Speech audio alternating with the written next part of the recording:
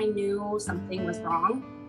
I think that I didn't know exactly what it was. I did see the news, so I was aware that something had happened, but I hadn't connected the dots and that it was JonBenet at the time. All of us who are parents fully expect that our children will live long after we are gone. I think that was the first time I learned about the concept of death and the permanence of it, and how you can't get something back.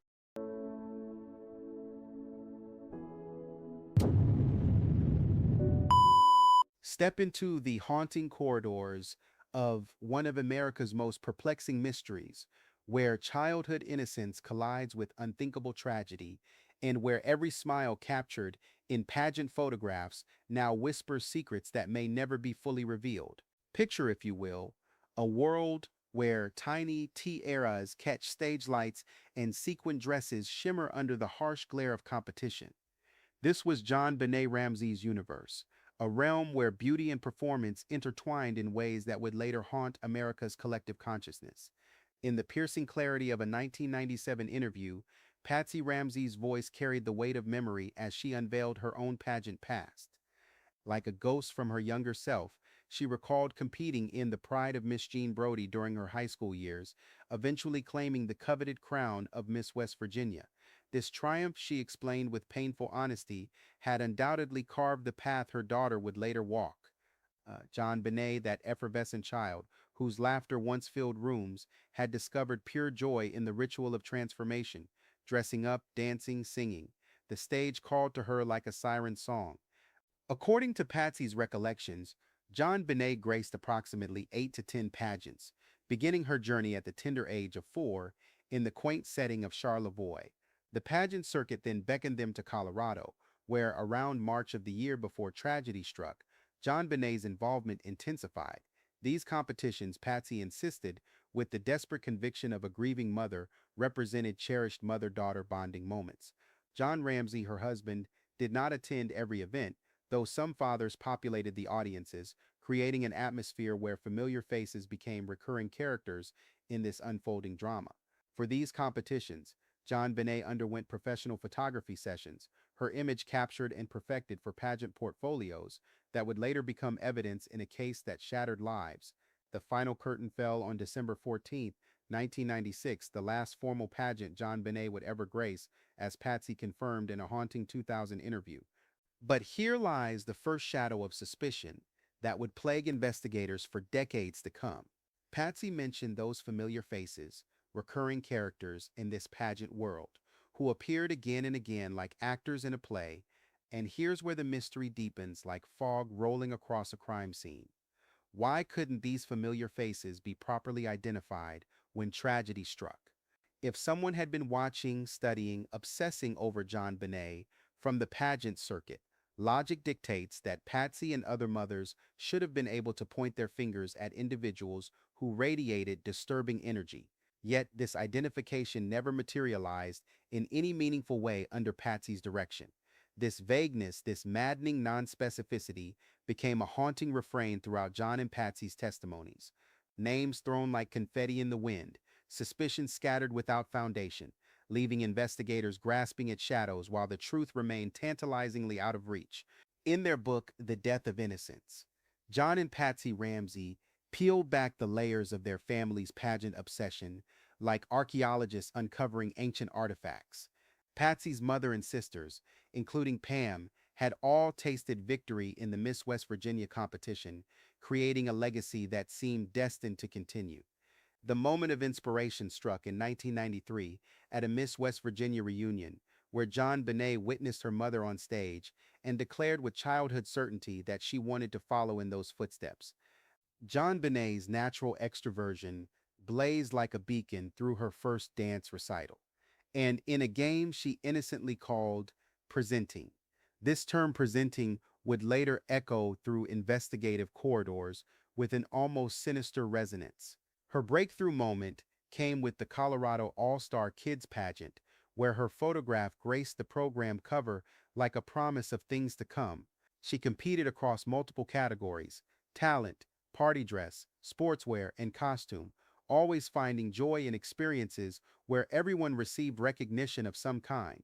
John Ramsey, attempting to normalize their choices in the face of mounting criticism, described their involvement as purely recreational, a vehicle for mother-daughter bonding that Patsy believed would teach JonBenet valuable life lessons about handling defeat. When confronted with public outrage over perceived exploitation, John's defense rang hollow in the ears of critics.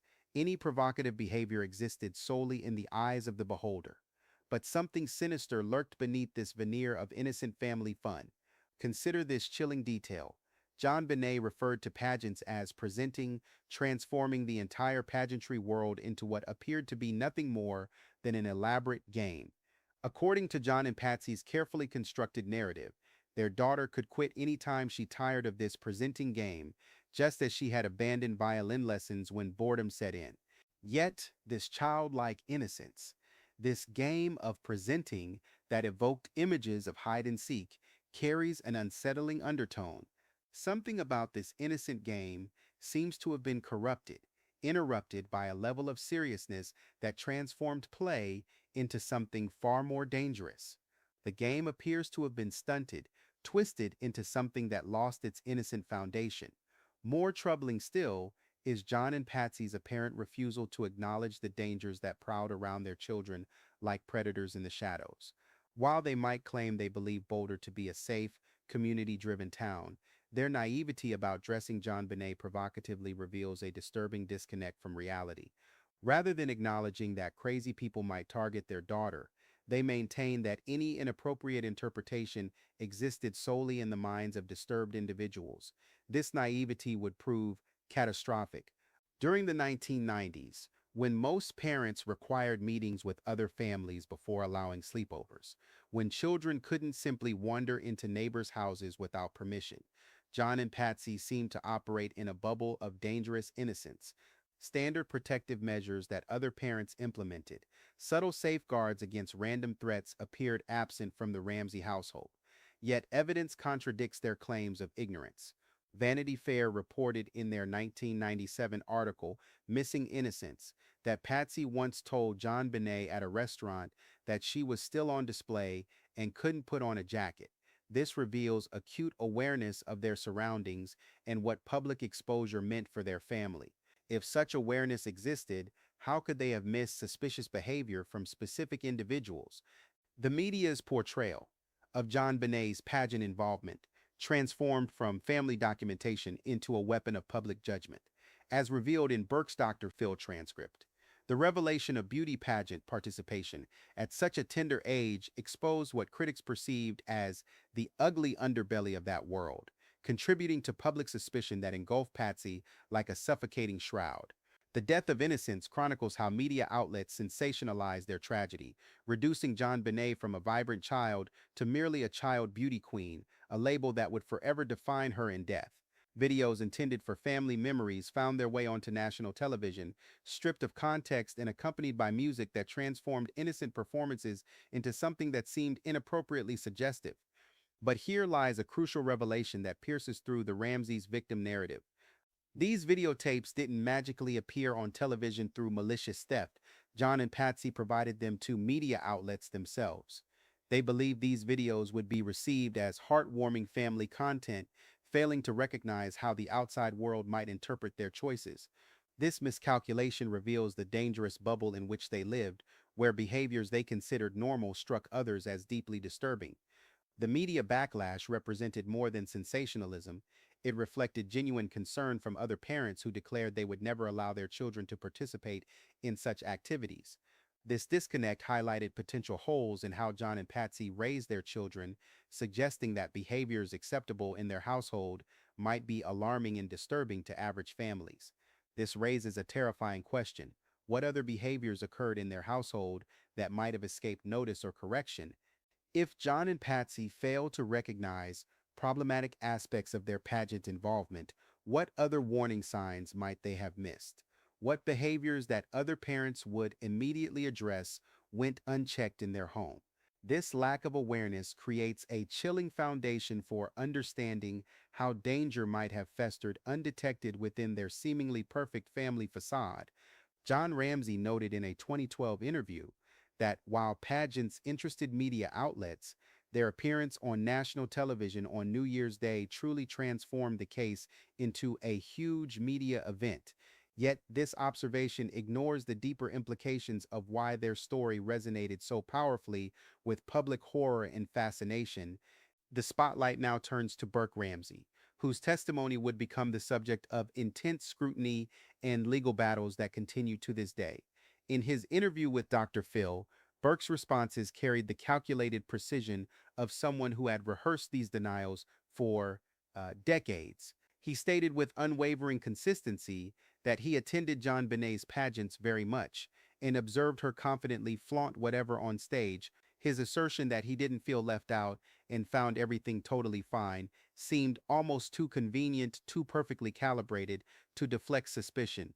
He emphasized his ample time spent with their mother, describing Patsy as someone who had fun with it and was not pushy at all, painting a picture of domestic harmony that critics found suspiciously flawless. When confronted with grave accusations, Burke's denials rang through the interview like a church bell. He never experienced rage toward JonBenet, never struck her intentionally with a golf club.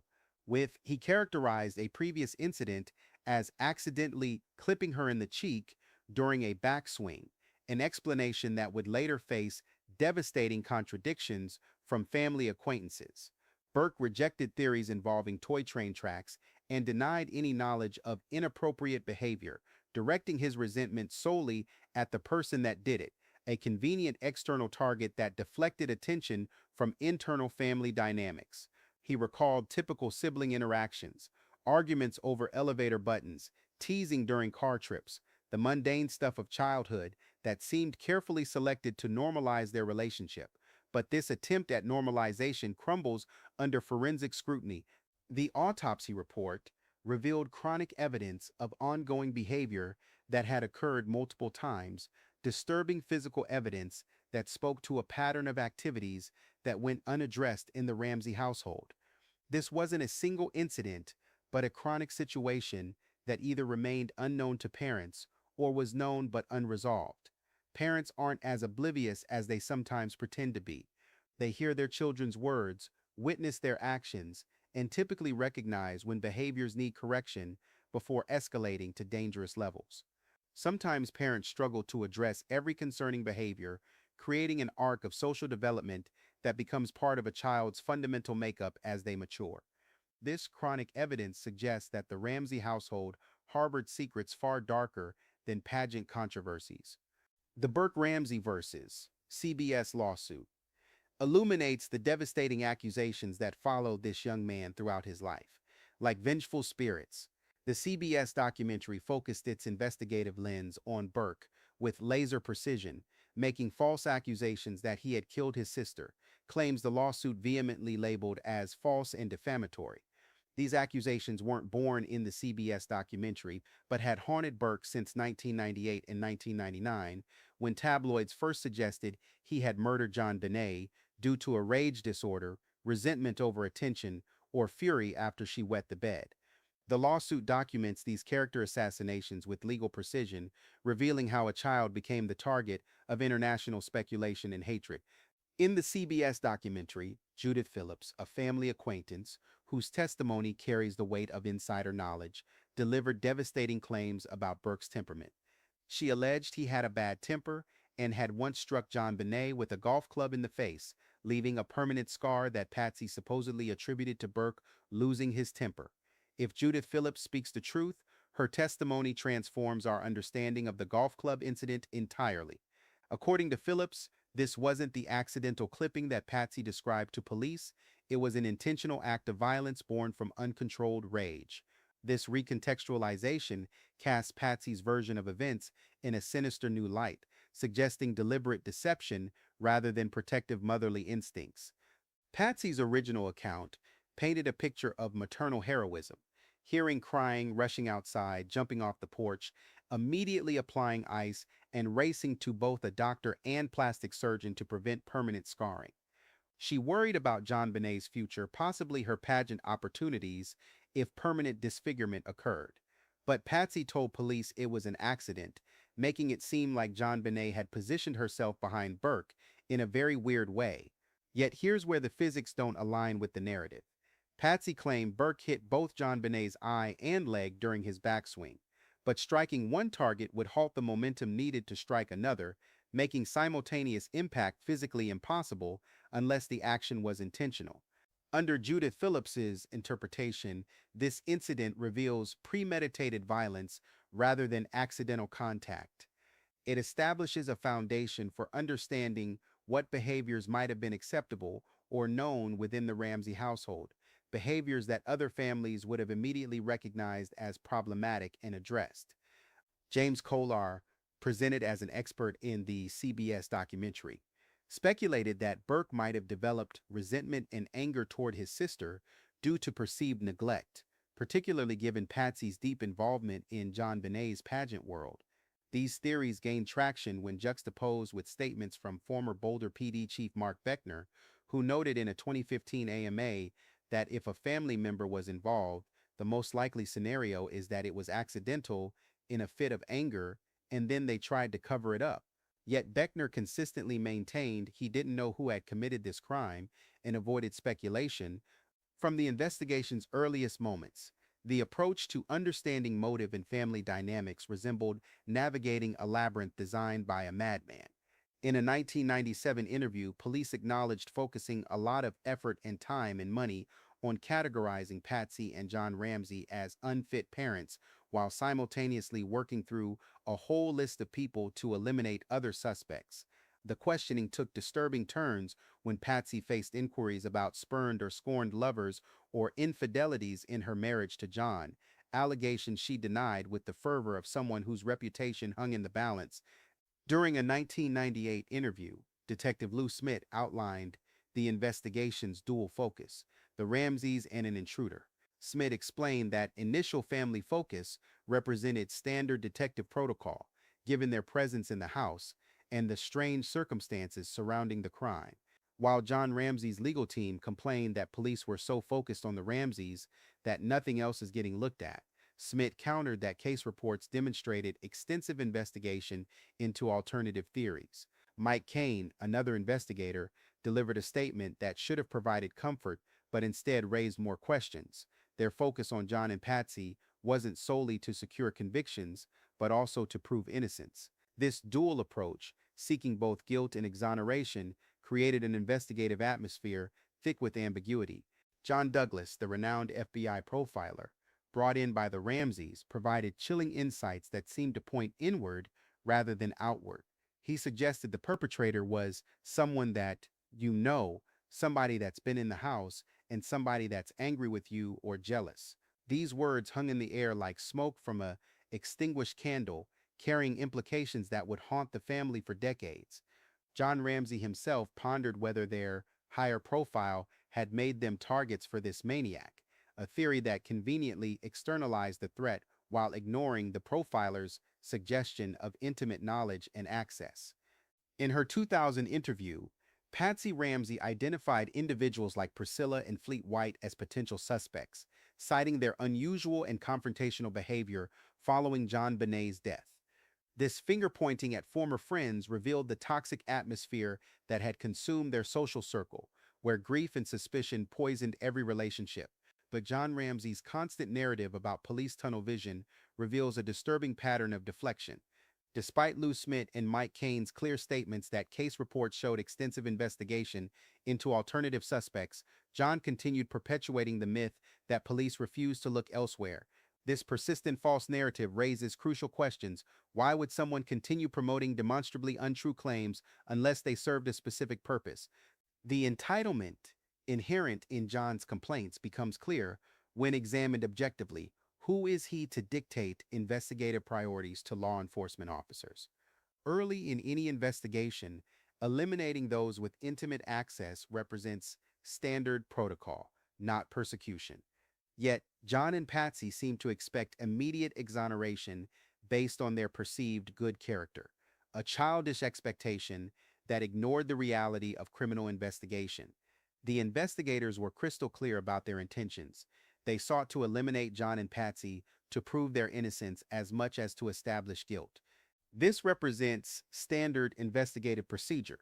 Yet John continues promoting false narratives about forensic evidence, auxiliary hairs found on JonBenet's blanket, and palm prints on the wine cellar door.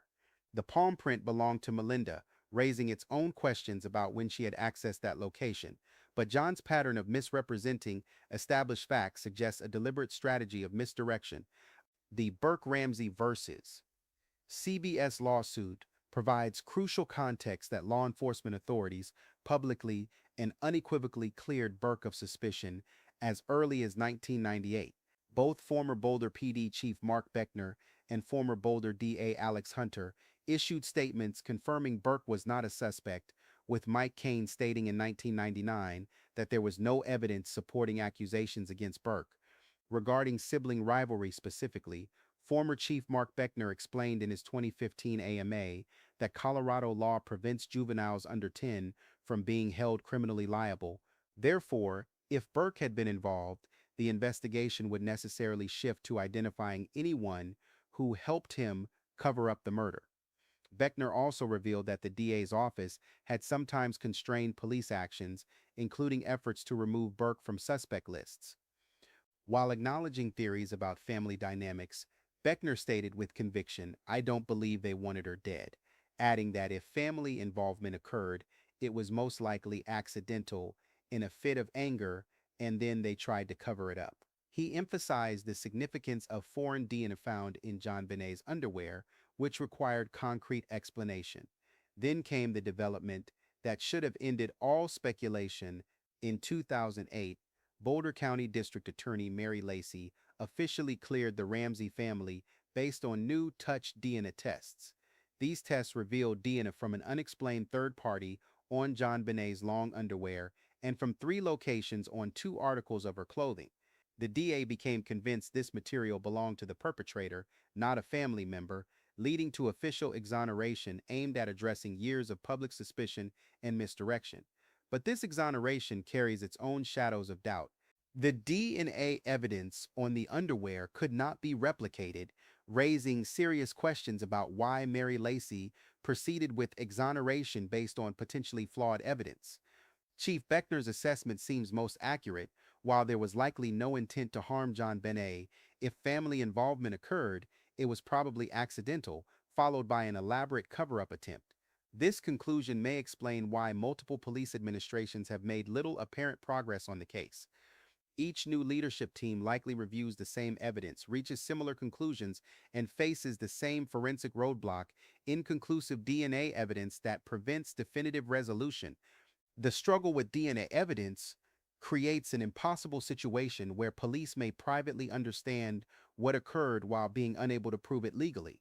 This could explain why the case remains officially active but practically stagnant.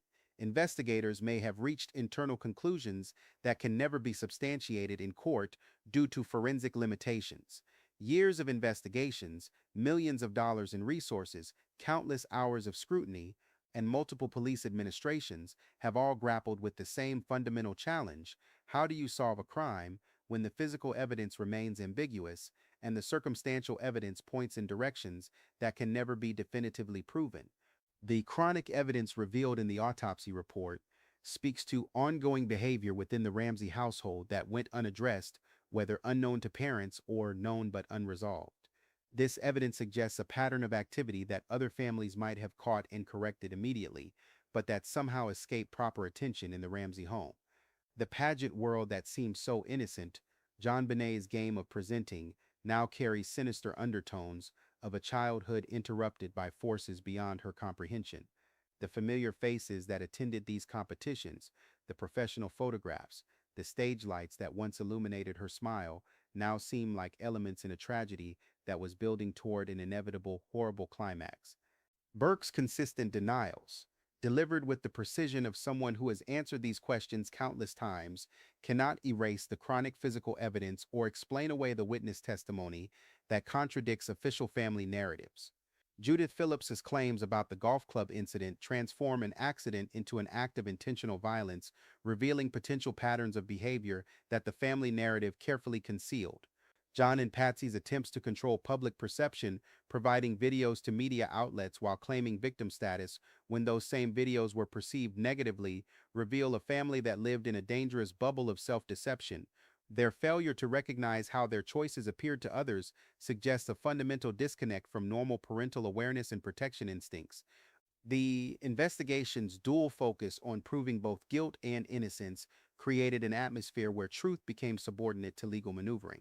While investigators followed proper protocol, the family's entitled expectation of immediate exoneration based on perceived good character revealed an alarming naivety about criminal investigation realities.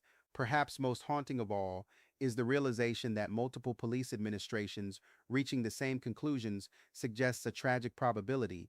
The case may effectively be solved in the minds of investigators, but the forensic evidence necessary for legal resolution remains forever out of reach. The DNA evidence that should provide definitive answers instead creates permanent ambiguity, leaving the case in a limbo where truth exists but cannot be proven. The familiar faces from the pageant circuit were never properly identified as potential threats. The chronic physical evidence speaks to ongoing situations that went unaddressed. The golf club incident reveals potential violence disguised as accident. The media storm exposed family decisions that other parents found deeply disturbing.